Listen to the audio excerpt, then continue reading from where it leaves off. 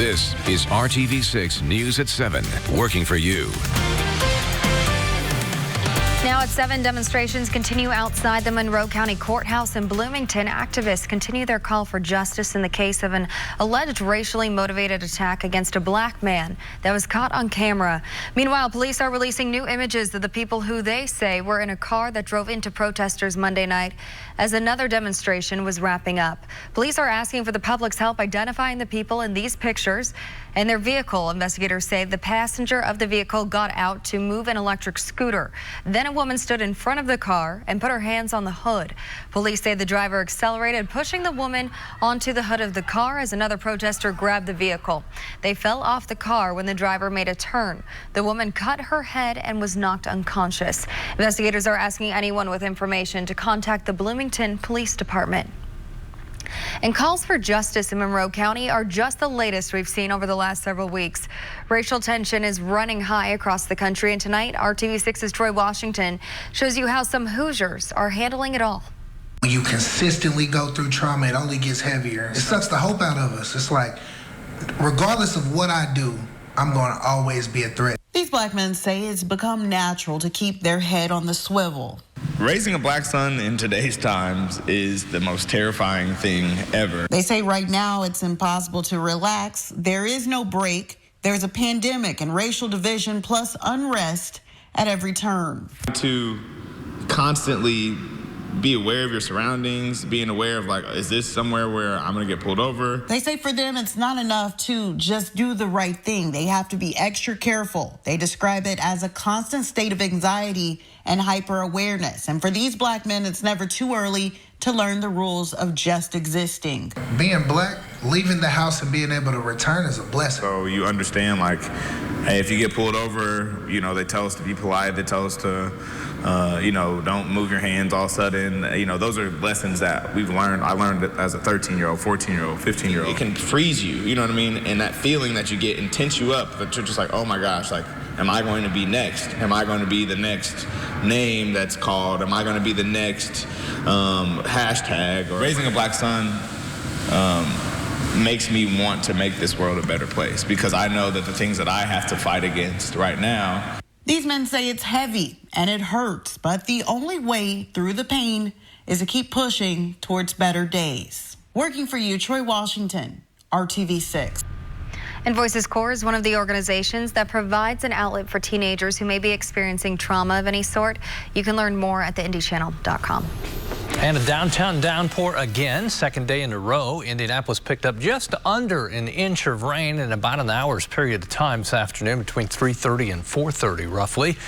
You can see we're dry in Marion County now. We'll go on a little tour here along Interstate 74 is where we've had the heavier rain, and just around Advance, between North Salem and Advance in Boone County along 74, fading rain there. West of Thorntown, a nice little downpour. That's in the northeast portion then of Montgomery County. A couple areas of fading rain in western Indiana, and a nice downpour north of Brownstown, west of Seymour. These flare up, produce half an inch to an inch of rain, and then calm down. Temperatures all in the 80s once again. When you have the downpour, then the temperature will drop temporarily into the 70s. Between 9 and 11, we calm things down. Should be dry overnight. What to expect in the morning and what changes Friday coming up. The Indiana State Department of Health is reporting an additional 314 COVID-19 cases and 19 deaths in the state. Indiana's rate of positive testing is holding steady at a little more than 9%. According to the Regent Street Institute, almost 25% of Indiana's coronavirus patients have visited the emergency room, and 78% of patients have recovered since the pandemic began. And face masks are set to become mandatory in Marion County on Thursday. Meanwhile, retail companies are asking all states to enforce a similar rule. Retail leaders outlined the request in a letter to governors. It says different rules around the country have made it confusing for shoppers and can often lead to conflicts between customers and store workers. And health officials across the country are hoping holiday gatherings do not cause a jump in coronavirus cases. RTV6's Cornelius Hawker shares advice from a local doctor on what you can do if you might have put yourself at risk for catching the virus. Videos from over the weekend show plenty of people put aside social distancing to celebrate the 4th of July. But the hours spent having fun during this pandemic could end up doing harm in the future. So large gatherings can be a risk factor for picking up COVID-19. Dr. Christopher Belcher, Infection Prevention Director at St. Vincent, explains why that's the case. People get within their 6 feet. They don't wear their masks, especially when they're eating or drinking, lots of laughing, talking. So it does put them at risk. Dr. Belcher offers this advice to anyone who may have not followed the health guidelines while out this past weekend. If you were taking part in that, please be, respectful of your family and other people in the community and be really careful. Wear your mask when you're out. That really is the best way to keep you from putting droplets out into the air that can affect other people. And while early reports suggested younger people were more likely to have a milder case of the virus, that view is changing. The CDC now warns it's not just those over the age of 65 who are at increased risk for severe illness. If you were at a party over the weekend and find out someone else there had the virus, Dr. Belcher says you should do this. And if you do hear that somebody at that party was sick, you really need to take that seriously, and you may need to quarantine at home if you interacted with them. Working for you, Cornelius Hawker, RTV6. Dr. Belcher says if you begin having COVID-19 symptoms, you should seek medical care as opposed to trying to tough it out. And the Rebound Indiana is taking a closer look at some of the concerns workers are facing as they prepare to head back to work. RTV6's Rafael Sanchez learned a peace of mind about safety plays a role in whether employees want to return to the office or work from home. As the city of Indianapolis moves forward, it will require mask wearing beginning on Thursday. But some people who work in the capital city have expressed concerns about returning to their offices. Their bosses are aware. I see a lot of people right now in a fog. They're just frozen. They don't know what to do. They're getting information from all over the board. Melissa St. John owns Relocation Strategies in Indianapolis. She works with big local companies in finding the best ways to maximize their employees' talents in the workplace. A recent survey from Melissa found that 29% of employees want to keep working from home. 43% prefer to work from home 3 days a week, and 77% say they're just as productive when they work from home. Melissa is now using that information to create safer work environments. Once they find out what their employees need, the path is crystal clear. Because if you don't have your employees happy and productive and engaged, your profit is not going to go up. When you have those three magic little, ingredients together, your profit goes up because your people are your profit. One thing being done is adding stackers to cubicles to decrease the face-to-face contact between people, changing work schedules to reduce interaction in the office, and check out this mobile barrier that Melissa uses to conduct one-on-one meetings. You just sit it on your workstation. So like I'm in an office right now that has a table where people can come in, and I have this so that I can look at what they're doing. This thing folds up and then you can carry it. And then I carry it when I go have a coffee meeting or when I have a lunch meeting. Relocation Strategies worked with the Indianapolis International Airport. Several employees were moved off-site to provide more safety and more space. Maria Rodriguez, who runs the airport, says the pandemic has accelerated the move to let people use current technology to work from home. You can work from home remotely very effectively, and you could manage a work group that's dispersed all over the place and work very effectively and produce a high quality product. So whether at the airport or an office building, big changes are taking off. How can we reconfigure so that people can feel safe, so that they are safe, so that we don't spread this everywhere? And that was Rafael Sanchez reporting. You can learn more about workplace safety measures right now at theindychannel.com. Still ahead of the news at 7, a major disinfectant brand is getting a major distinction as a product that can tackle coronavirus germs. But first, a Plainfield company is looking to hire Hoosiers, how they're putting more people to work while adapting to this new normal. Reach out to us for more information. Hiring Hoosiers is committed to helping you and your family find available work throughout the year. A Plainfield business saw a surge in demand during the pandemic. Good Morning Indiana anchor Lauren Casey shows you the logistics company is also changing the way they do things in-house to protect workers from COVID-19.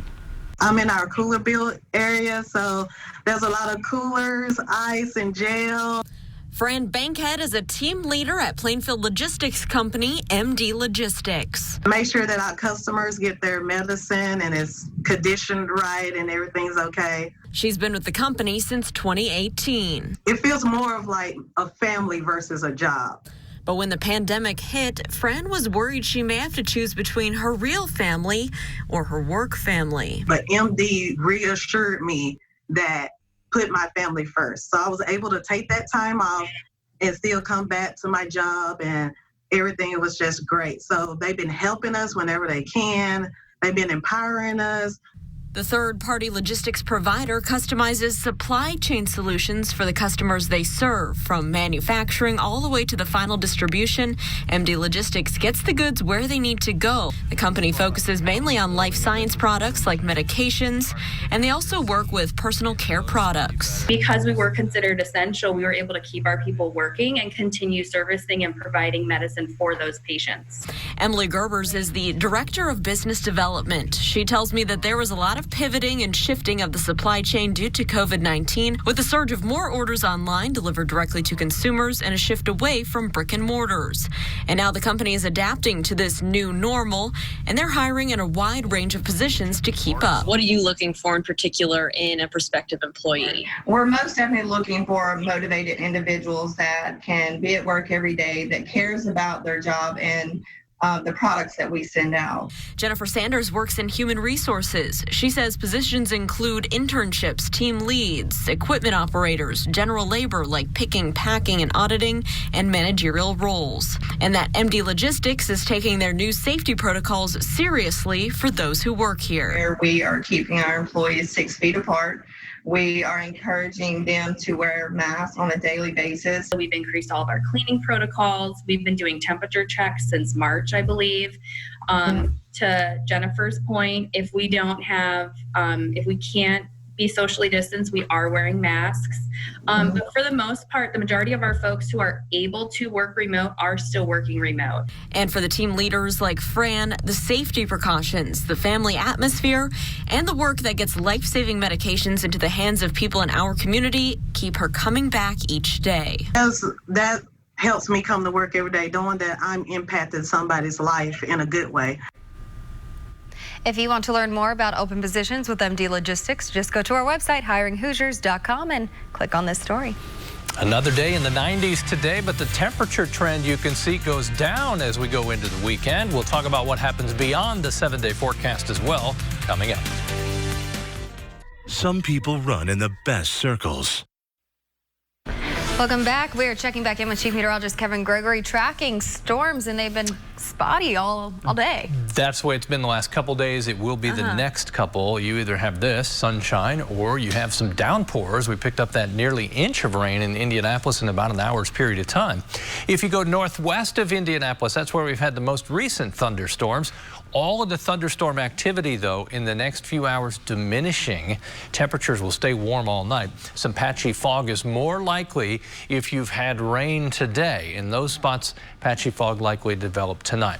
As we zoom in, just kind of draw a line. You see the broken area northeast of Crawfordsville in Montgomery County. Nice downpour there. Little shower south of Frankfort. Another Kokomo. So you can draw this southwest to northeast line. And we'll continue to see these flare up. The strongest storm was just west of Seymour, but that too collapsing. They go through about a 45-minute or an hour's lifespan. Once it starts dropping that very heavy rain, it's also starting to collapse on itself.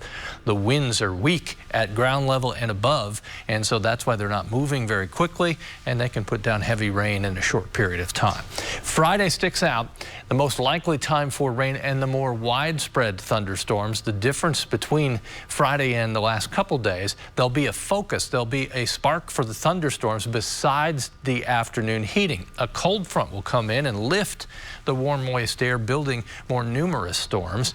97 the heat index, what it feels like right now when you combine the temperature temperature and humidity in Lafayette, they're at 90 degrees. Everybody else in the upper 80s. I mentioned the wind being weak, and it sits anywhere from just 5 to 10 miles per hour at most in kind of random directions. 92 during the day tomorrow. The thunderstorms develop again after 1 o'clock. Lower 90s, little higher chance for thunderstorms Thursday, and then we end the work week with more widespread thunderstorms, especially the first half of the day on Friday. Not much in the morning, maybe some patchy fog, 1 o'clock, just like clockwork. Temperatures warm enough that we start to bubble up these showers and thunderstorms, any one of which will have heavy rainfall.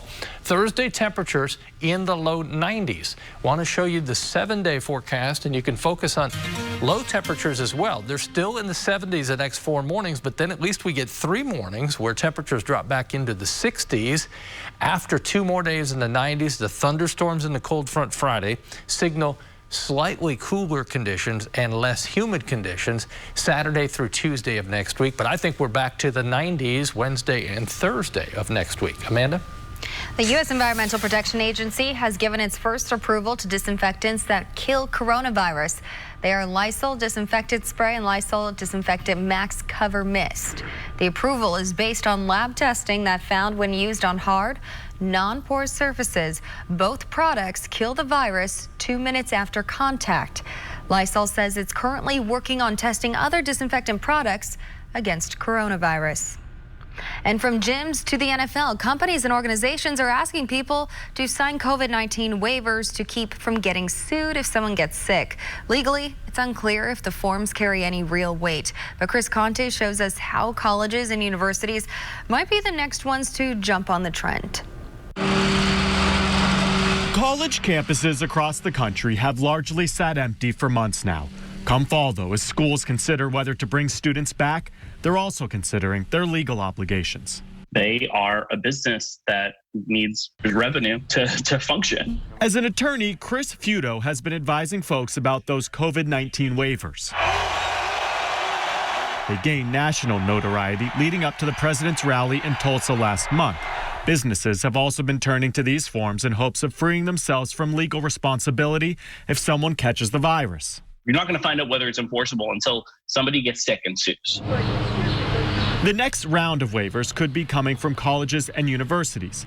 Many have already mandated student athletes start signing the forms.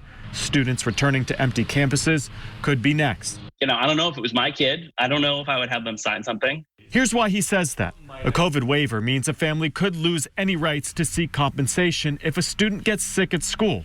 And there's something else for schools to consider. It's sending a message that the college or university is returning people where there's still a substantial risk. Chris's advice, don't sign anything unless you have an attorney read it over. And even then, he's skeptical any of these waivers will hold up in court. A waiver is not part of a strategy to limit the spread of COVID-19. Just another unknown added to the complicated puzzle of a nation trying to rebound. I'm Chris Conte reporting. We are Value City Furniture. Welcome back. One place where summer travel plans are not being interrupted by COVID-19 is the planet Mars. NASA says its Curiosity Mars rover is going on a summer road trip. The rover will travel about a mile across the planet to Mount Sharp. By the end of the trip, Curiosity will have climbed a 3-mile tall section of the mountain it's been exploring since 2014. The mountain could hold clues about how Mars changed from being Earth-like to the desert planet it is today. Glad to see someone's exploring this summer. That is a road trip, isn't it? All right, speaking of that, we're on the road in the morning. I never noticed this until now. Lower right-hand corner, see that steaming hot cup of coffee there? All right, 84 by 10 a.m. and then temperatures in the low 90s tomorrow afternoon with more thunderstorms. Amanda? Kevin, you have such a good eye. Thanks for making RTV6 your choice for news. Our next newscast is tonight at 11. We'll see you then.